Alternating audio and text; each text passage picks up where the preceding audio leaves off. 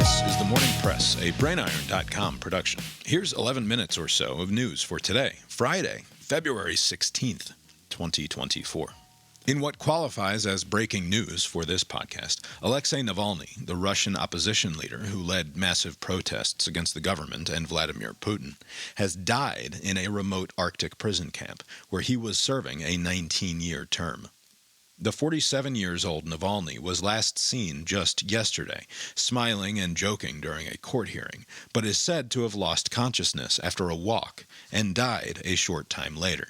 Leonid Volkov, who had worked as Navalny's chief of staff, wrote on Twitter X, quote, "If this is true, then it's not Navalny died, but Putin killed Navalny, and only that. But I don't trust them one penny." End quote. Putin stands for re-election in less than a month.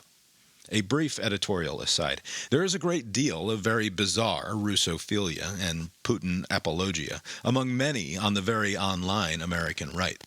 The death of Navalny in a remote Arctic prison camp a week after Putin gave a high-profile interview to Tucker Carlson, and after Carlson has posted multiple videos praising Russia and their superior quality of life while denigrating his home country and our quality of life, should shake the average idiot of their strange delusions about the country.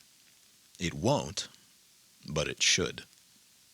An ex-FBI informant whose claims have been central to the corruption charges at the heart of the House's impeachment inquiry against President Joe Biden was charged Thursday with lying about Biden's role in his son Hunter's business dealings in Ukraine.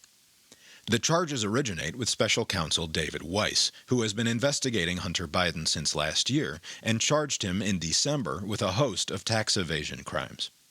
Weiss claims that the informant, Alexander Smirnov, lied to the FBI when he told them in 2020 that Ukrainian energy company Burisma paid the Bidens $5 million apiece as part of a protection racket of some sort. These are the same claims mentioned in an FBI report to Congress that Senator Chuck Grassley released a redacted version of back in July, which included the politically explosive bribery allegations, but did not note that the FBI already considered Smirnov unreliable, never saw any evidence to back up his claims, and that Smirnov had expressed a negative fixation or bias against the Bidens. James Comer, who has been leading the Republican effort to impeach Biden in the House, blamed the FBI for failing to make clear that the source was not credible, and then downplayed the importance of his claims to the impeachment effort. This despite the fact that he has suggested that a government cover-up is the reason no more information has been forthcoming on the bribery allegations against the president. A brief editorial aside. I remember reading coverage of this when Grassley and Comer were airing these charges out and thinking, well, if this is true, there isn't any chance that Biden ends up finishing his term. He'll pardon Hunter, resign, and retire to the beach in Delaware. Of course, that was a big if, but the fact that it was coming from Chuck Grassley made me at least consider the possibility. And now, this, all these months later, and it is not at all surprising, but kind of disappointing to find out that Grassley and Comer were simply not to be trusted. It's possible they didn't know Smirnov had been thoroughly discredited, but what they did know should have been enough, and at the very least they knew the FBI had decided not to pursue the matter further. Either they knew there was no hunt in this particular dog, in other words, or they believed the FBI neglected to fully investigate a bribery and corruption scheme allegedly perpetrated by Joe Biden and his drug addict son because of some deep state politically motivated, democratically sympathetic conspiracy or something. I'm not sure which would be worse, the disingenuous political hackery or the Trump-informed belief in the total rot of the Department of Justice. But I suspect it's a weird combination of them both. What they knew for sure was that all the incentives pointed toward making a stink about this and adding it to the list of schemes cooked up by the immeasurably corrupt Biden crime family, and that there would be no political consequences for them inside the GOP if it all turned out to be nonsense. Just the opposite, in fact. By way of analogy, Democratic Congressman Adam Schiff has a pretty good shot at becoming the next senator from the state of California on the strength of a bid backed by Nancy Pelosi and the DNC, in no small part because of some outrageous claims he made about Trump-Russia collusion that proved to be mostly nonsense. Grassley's too old for any of this to matter, but Comer will only benefit. Any attempted shaming of him by the other side, or worse yet, in the media, will be seen as proof that he must have been doing something right, even if the impeachment charges against Biden amount to an even smaller pile of nothing. The incentives to be disingenuous and outright lie about one's political opponents have never been higher, because the consequences for being wrong have never been lower. Donald Trump, like a small rodent in a cage that has discovered a button that, when pressed, dispenses exactly the sort of treat it craves, at a campaign stop in South Carolina, said again Wednesday night that if NATO allies are, quote, not going to pay, we're not going to protect, end quote. The assertion comes from a story he's been telling in which an unspecified European leader from an unspecified but very important European country proposes a hypothetical in which his country fails to meet their defense spending commitments under a NATO agreement, and what the U.S. would do in response to that country being attacked. The furor in the media over the last week about this story has all but guaranteed it will be a staple of the Trump stump speech moving forward. Also in Trump news, the District Attorney of Fulton County, Fani Willis, testified Thursday in a misconduct hearing that could leave her disqualified to prosecute the case her office is bringing against Donald Trump over his efforts to overturn the results of the 2020 presidential election in Georgia. Willis was combative and defensive in her testimony, which will continue today, insisting that whatever relationship she had with the man she hired to prosecute Trump was irrelevant, and that no ethical or legal conflict existed in the case at all. A brief editorial aside. As the morning press has mentioned before, Trump calls forth to the public stage the sorts of people, like Fani Willis, who see in his example a path to power and influence that once terminated in the trashier corners of the culture, gossip and society rags, television, dirty local politics, but now know no bounds. The result of this is that the Fulton County case against Trump, which is probably tied with the Jack Smith federal case for being the most sound and clearest case of criminal wrongdoing that Trump currently faces, will likely disappear. Willis will be disqualified, and no other county in Georgia has the resources and/or the inclination to pursue it. Great job, Fani. Hope the cruises were fun. Also in Trump legal news, a trial date has been set in the New York case of Trump paying hush money to a former adult film actress with whom he had an affair. The trial will begin March 25th in Manhattan, with District Attorney Alvin Bragg attempting to prove that the payments represented an illegal campaign donation to himself. A brief editorial aside. Whatever the merits of this case may be, nothing has ever mattered less to the electoral prospects of a presidential candidate than the outcome here. This is the case that first fully reunited the Republicans behind Trump last March, and it will serve that same purpose every time it's in the news. Now, here's a look at the weather. It's Friday after the Super Bowl, which means we are entering speak now or forever hold your peace territory on relevant commentary about anything Super Bowl related. There are two unconnected, but maybe I can tie them together, stories that I want to touch on here, and neither of them are about the game itself, but instead about how we experience the world, how reality is presented to us, and how quickly that reality can change. First, to Usher's halftime show, Alicia Keys turned up as a surprise guest star about 4 minutes in, and it sounded like this.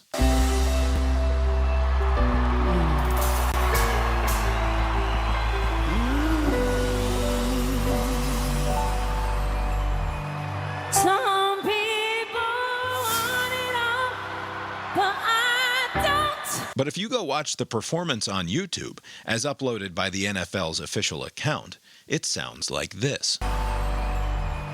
Some people want it all. In the first, her voice cracks. Some In the second, the note is fine. Some Improved.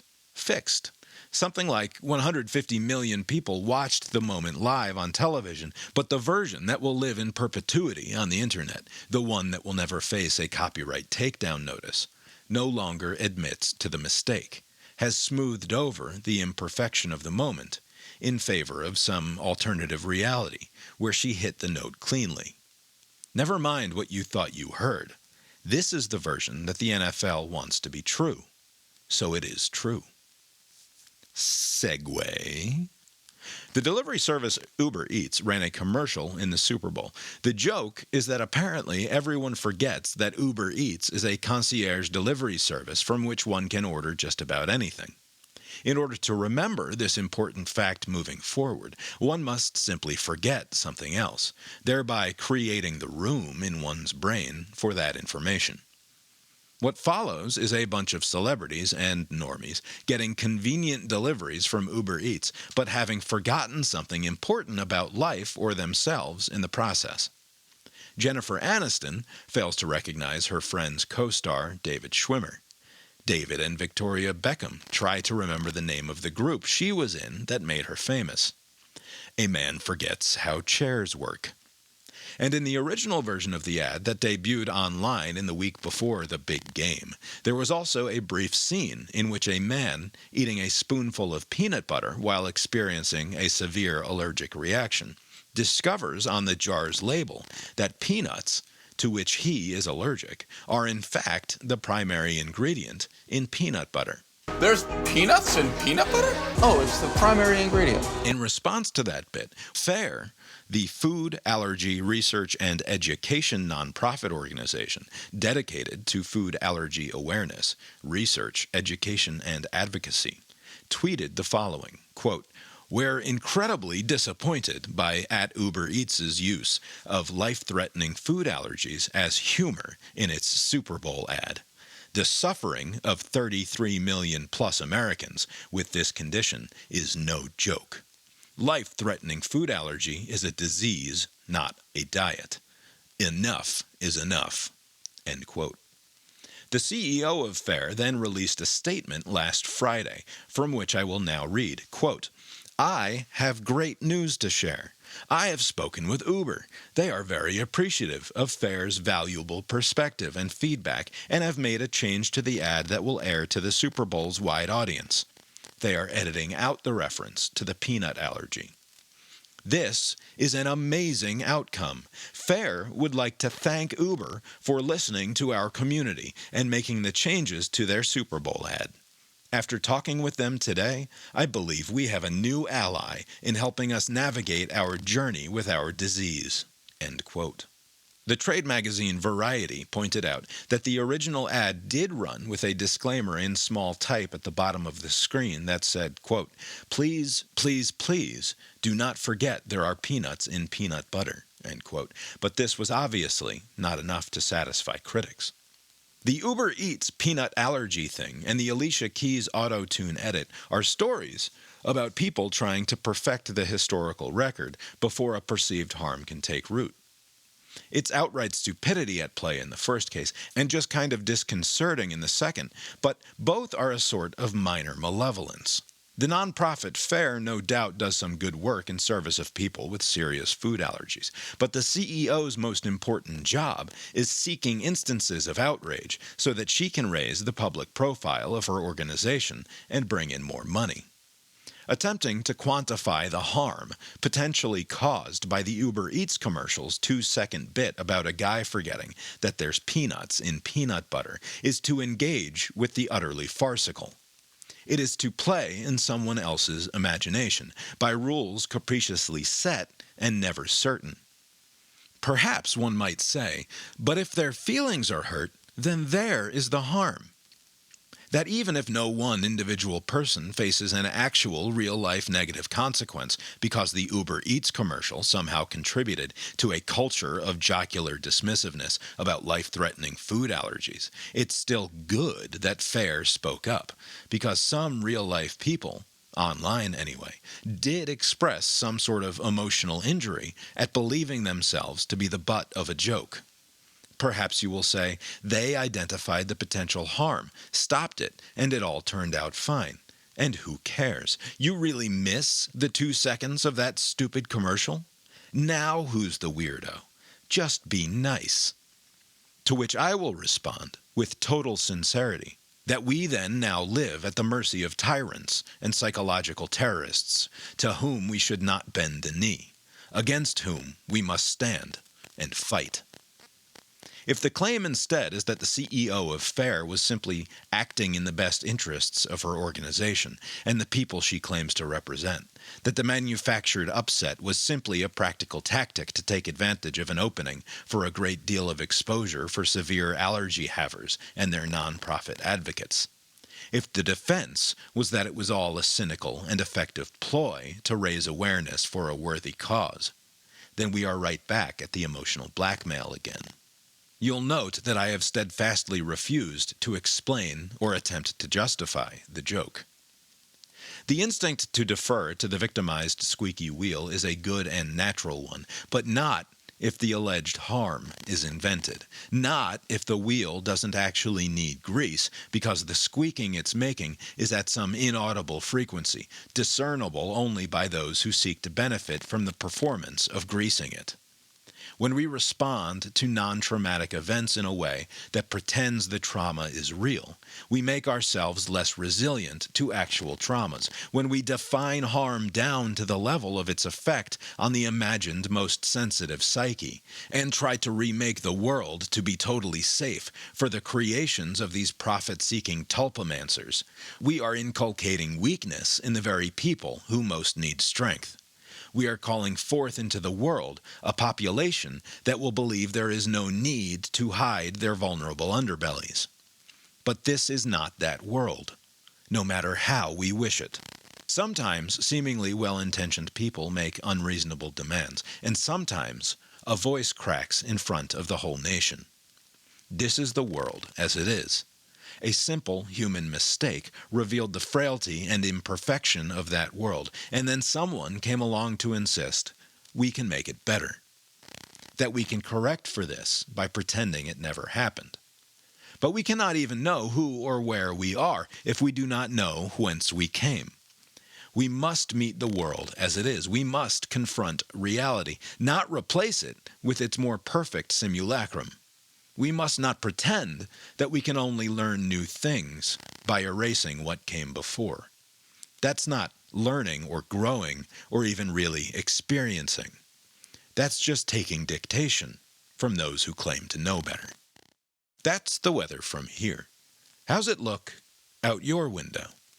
A quick footnote here about a word I used a moment ago, tulpamancers. I said, quote, when we define harm down to the level of its effect on the imagined most sensitive psyche and try to remake the world to be totally safe for the creations of these profit-seeking tulpamancers, we are inculcating weakness in the very people who most need strength.